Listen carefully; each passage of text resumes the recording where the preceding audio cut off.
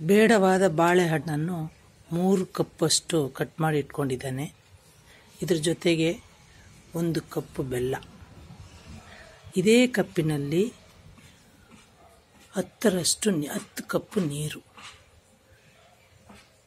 15 cup ನೀರು ಹಿಡಿಯುವ ಬಾಟಲಿನಲ್ಲಿ 10 cup ನೀರು ಹಾಕಿದ್ದೇನೆ. ಇವಾಗ ಇದನ್ನು ಹಾಕೋಣ. ಇದರೊಳಗೆ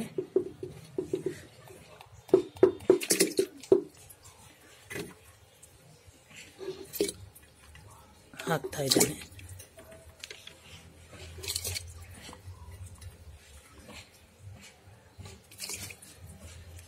ಇದರೊಳಗೆ ಹಾಕಿ 90 ದಿನಗಳ ಕಾಲ ಹಾಗೆ ಇಟ್ಟರೆ ಬಯೋ ಎನ್ಸೈಮ್ ರೆಡಿ ಆಗುತ್ತೆ. ಈ ಬಯೋ ಎನ್ಸೈಮಿಂದ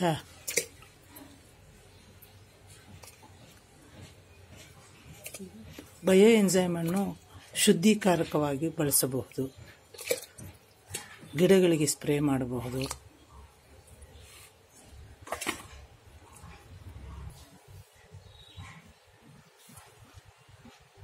ಮೂರು ಕಪ್ಪು ಬಾಳೆಹಣ್ಣಿನ ಇದರೊಳಗೆ ಹಾಕಿದ್ದೇನೆ. ಬೆಲ್ಲ ಹಾಕ್ತಾ ಇದ್ದೇನೆ. ಇವಾಗ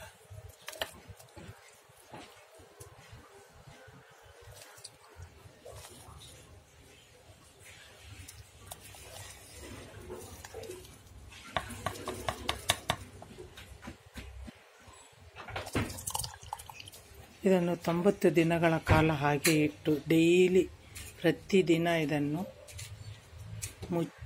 ಭದ್ರವಾಗಿ ಮುಚ್ಚಿ ತೆಗೆಯುತ್ತಿರಬೇಕು.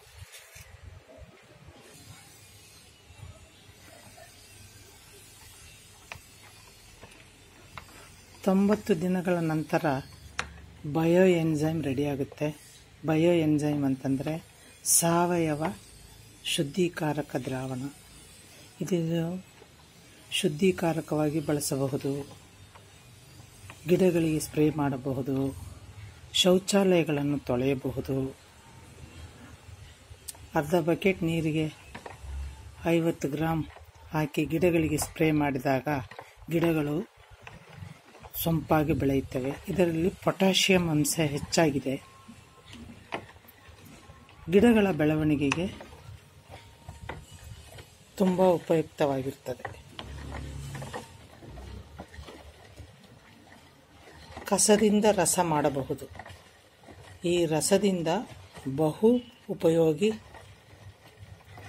ಗುಣಗಳಿದೆ.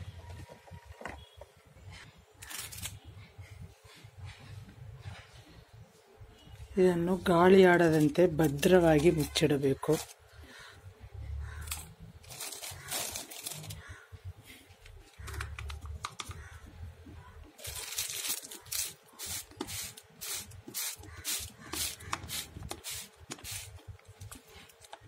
ಗಾಳಿ ಆಡದಂತೆ ಭದ್ರವಾಗಿ ಮುಚ್ಚಿ ನೆರಳಿನಲ್ಲಿ ಇಡಬೇಕು. ಪ್ರತಿದಿನ ತೆಗೆದು ಮುಚ್ಚುತ್ತಿರಬೇಕು.